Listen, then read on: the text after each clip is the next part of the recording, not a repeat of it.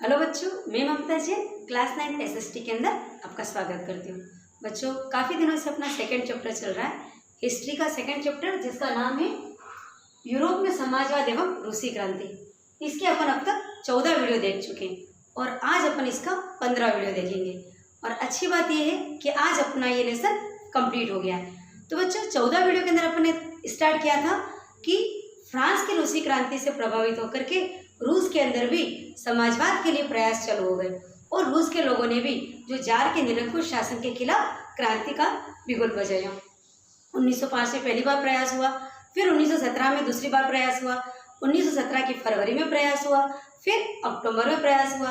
पहले जार का खात्मा हुआ, फिर अंतरिम सरकार आई, अंतरिम सरकार के बाद लेनिन आए और लेनिन के बाद अपन ने लास्ट वीडियो के अंदर स्टालिन तक बात आ गई थी।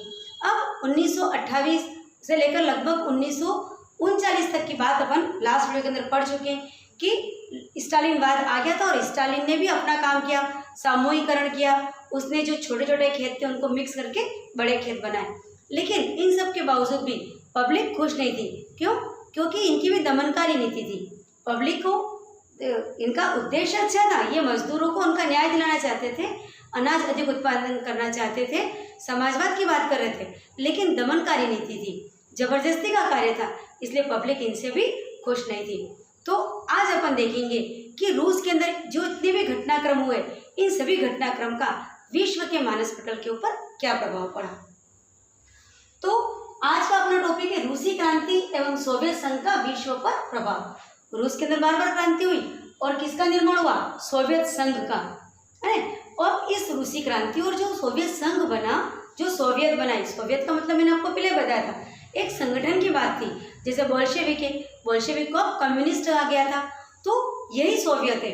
तो इस सोवियत का हमारे पूरे विश्व के ऊपर क्या प्रभाव पड़ा। तो बच्चों, स्टार्टिंग अपन करते हैं फ्रांस की क्रांति की बात अपन एक बार फिर कर लेते हैं कि फ्रांस की क्रांति से भी विश्व के कई सारे देश अवेयर हो गए थे, जागरूक हो गए थे।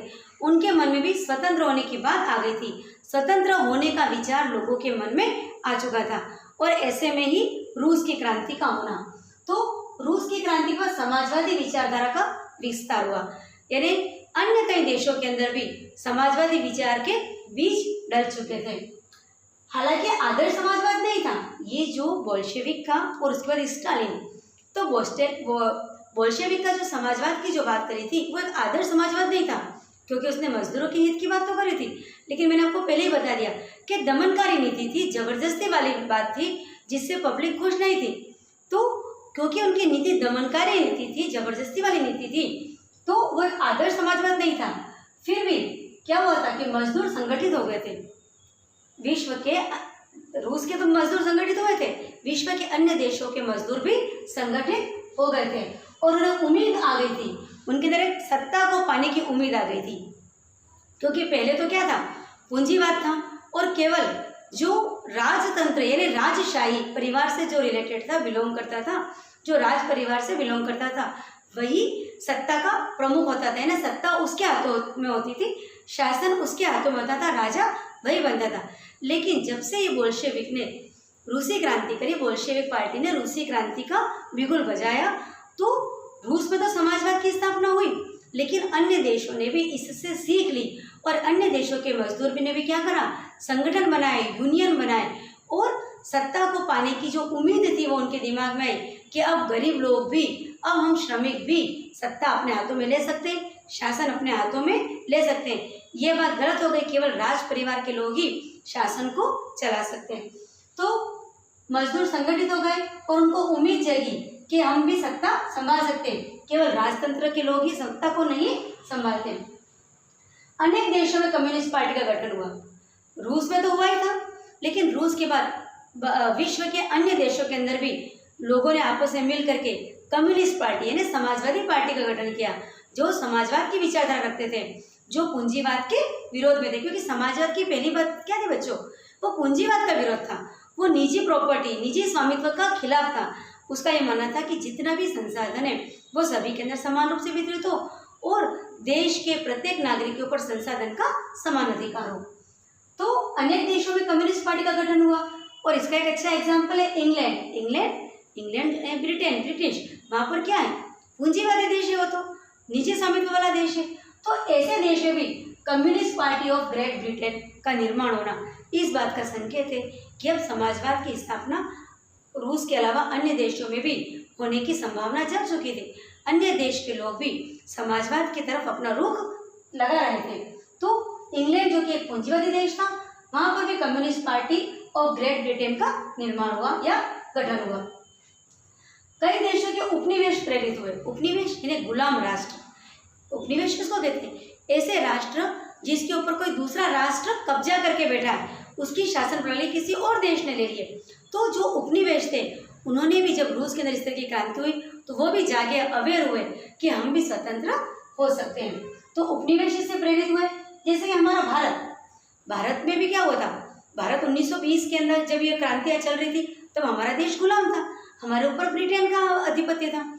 तो ऐसे के अंदर हमारे जो जवाहरलाल नेहरू थे वो भी रूस गए थे और वहाँ पर उन्होंने जो 5 ईयर प्लानिंग, पंचवर्षीय योजना जो देखी थी, वही फिर भारत जब स्वतंत्र हुआ तो वहीं से वो पंचवर्षीय योजना की बात भी उनके दिमाग में आई थी। तो रूस की क्रांति का हमारे भारत के ऊपर बहुत ज़्यादा प्रभाव पड़ा और हमने, भारत ने भी उनसे प्रभावित होकर के ये सीखा कि अब हम भी इन अंग्रेजों के शासन से मुक्त हो सकते हैं। तो उपनिवेश प्रेरित हुए, भारत ने भी कई इससे सीखा और जो जवाहरलाल नेहरू रूस गए थे और 5 ईयर प्लानिंग वहाँ से लेकर के आए थे। पराधीन राष्ट्र में नव चेतना का संचार, मैं आपको बता ही चुकी हूँ। जो उपनिवेश देश थे, जो पराधीन राष्ट्र थे, उनके अंदर भी एक नई एनर्जी आ गई थी कि जब रूस के अंदर ऐसा हो सकता है तो हमारे देश में ऐसा क्यों नहीं हो सकता है। सोवियत संघ के अलावा बहुत सारे देशों के प्रतिनिधियों ने conference of the people of the east 1920 वो बोल्शेविक द्वारा बनाए गए कॉम्युनेंट के में हिस्सा लिया। देखो बच्चों, जब ये सब कुछ चल रहा था तो 1920 के अंदर सोवियत संघ को छोड़ करके, नहीं, सोवियत संघ ने भाग नहीं लिया, लेकिन बहुत सारे देशों ने क्या किया, वहाँ के जो प्रतिनिधि थे उन लोगों ने conference of the people of the east, ये एक संस्था थी, इसका नाम है conference of the people of the east. और बोल्शेविक ने जो दल बनाया था, एक संगठन बनाया था जिसका नाम था कॉमिंटर्न। और ये कॉमिंटर्न क्या था? कम्युनिस्ट पार्टी की अंतर्राष्ट्रीय संस्था थी, अर्थात कम्युनिस्ट इंटरनेशनल का एक संक्षिप्त नाम था, एक निक नेम था या छोटा नाम था।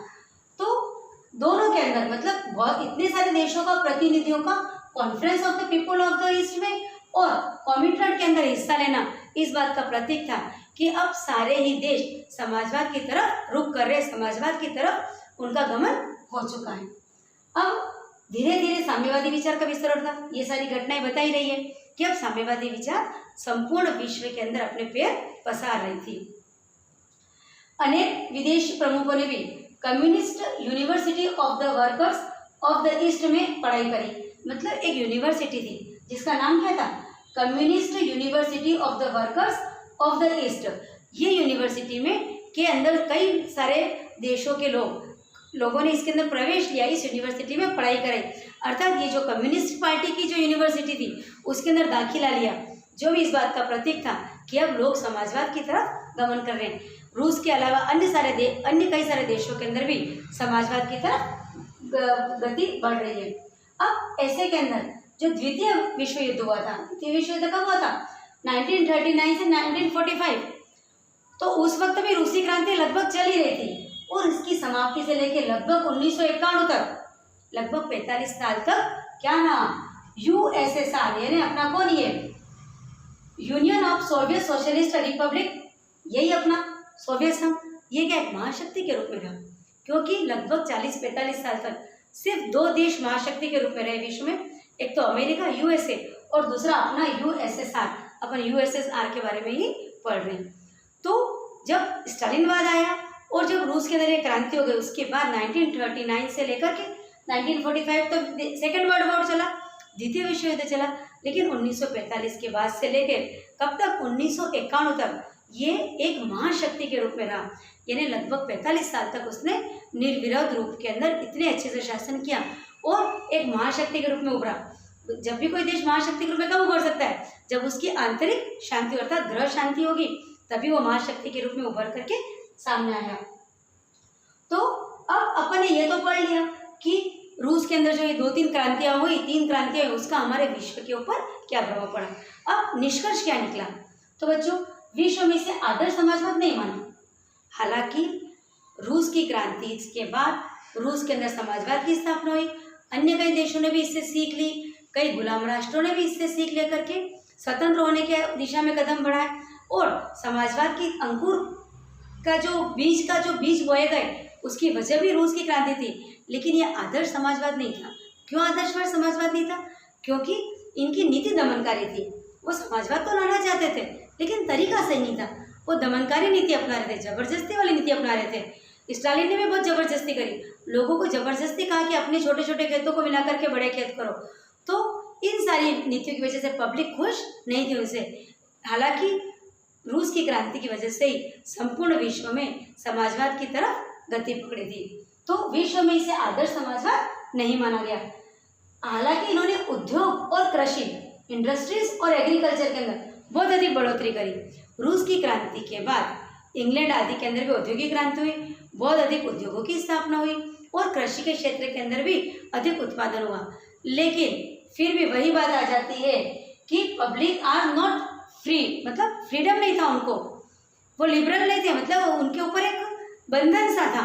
तो एक तरफ तो बहुत अधिक उद्योग धंधे हुए, बहुत अधिक खेती बाड़ी भी हुई, अनाज के मामले में भी आत्मनिर्भर बने, लेकिन फिर भी जनता कहीं ना कहीं खुश नहीं थी क्योंकि उनको वो स्वतंत्रता नहीं थी जो वो स्वतंत्रता चाहते थे।